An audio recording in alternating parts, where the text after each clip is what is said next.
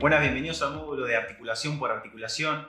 Vamos a ver algunas cuestiones que, en este caso, Gray Cook nos viene a presentar como, digamos, una manera de entender el movimiento, ¿sí? Vamos a ver cuestiones como qué es el concepto de articulación por articulación, qué es lo que hablamos, a qué nos referimos cuando estamos refiriéndonos a este concepto.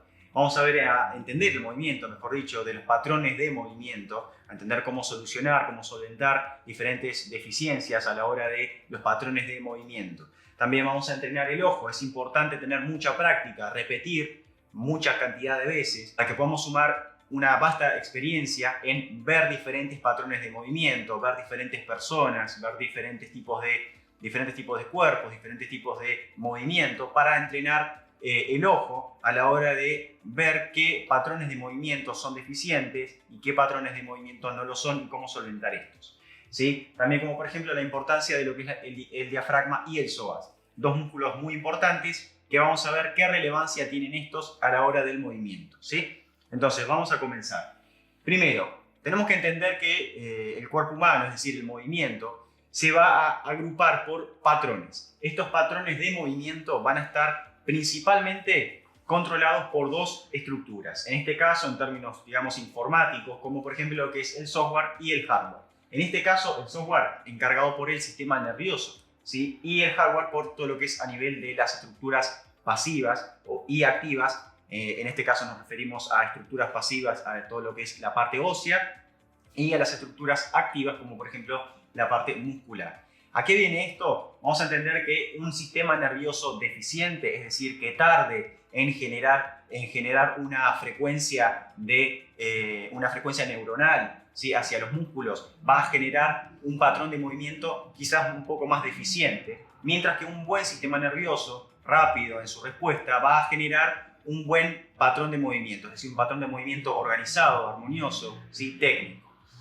Mientras que el hardware afecta también a lo que es el sistema nervioso, ya que si tenemos limitaciones en nuestras articulaciones, molestias por alguna lesión, etc., va a alterar incluso este patrón de movimiento. Patrones de movimiento como por ejemplo los que están en pantalla, patrones de cadera dominante como cuando trabajamos quizás en el gimnasio, un puente de cadera o un hip thrust, empuje como por ejemplo un press de banca, ejercicios de tracción, ejercicios de rodilla dominante como puede ser una sentadilla. En cada uno de estos patrones de movimiento va a estar presente ciertas características a tener en cuenta, a mirar a la hora de corregir algún patrón de movimiento deficiente, ¿sí?, o de perfeccionarlos. Entonces, para esto tenemos que tener en cuenta lo siguiente, y esto es lo que les presento como la estructura, digamos, de articulación por articulación. ¿Qué es lo que vemos?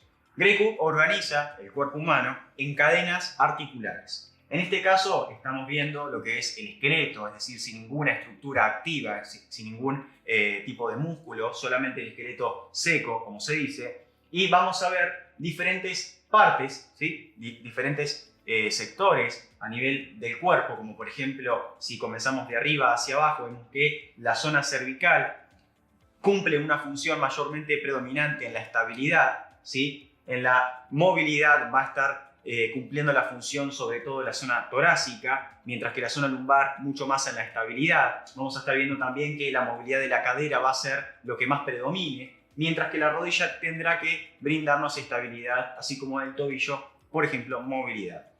¿A qué viene esto? Que se compone como una cadena articular, una cadena de movimiento. Vamos a ver que cualquiera de estas, cualquier alteración que surja a nivel de las articulaciones, por ejemplo, supongamos que hay una pérdida de movilidad en el tobillo, lo que va a producir es que nuestra rodilla, es decir, la articulación que le sigue hacia arriba, va a comenzar a reemplazar esa pérdida de movilidad en el tobillo y va a comenzar a cumplir funciones de movilidad. Y sabemos que la rodilla, al ser una articulación, digamos, en donde solamente hay un patrón de movimiento que tiene, que es la extensión y la flexión, no va a estar siendo, digamos, beneficioso para nuestra salud articular que la rodilla comience a cumplir una función de movilidad. Por eso es bueno mantener nuestras articulaciones y chequear, ¿sí?, que estas articulaciones estén cumpliendo una correcta función y un correcto patrón de movimiento en todo su rango de movilidad.